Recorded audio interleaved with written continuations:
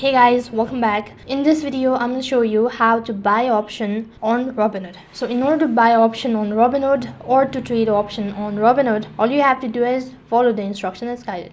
Now then, to begin with, first thing first, you'll have to open up your Robinhood account, or that you need to log in. So for that, you need to enter in the passcode in order to verify your identity. Once you're logged in, tap the profile icon from the bottom of your screen. This is going to direct you to the profile page. Here you'll be able to find multiple options such as stocks, EFTs, options, cryptos, and all sort of things.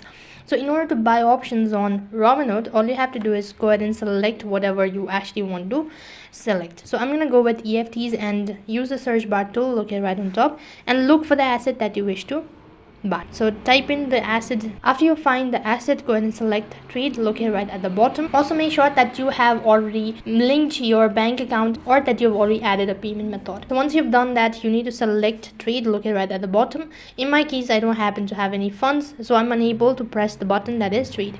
So if you tap the trade button, next page you'll be provided with different options such as buy, sell, or cut or put, whatever is convenient for you. Select that, and in order to buy, click the buy and sell option. Next page you'll have to go ahead and enter in the exact amount that you wish to buy.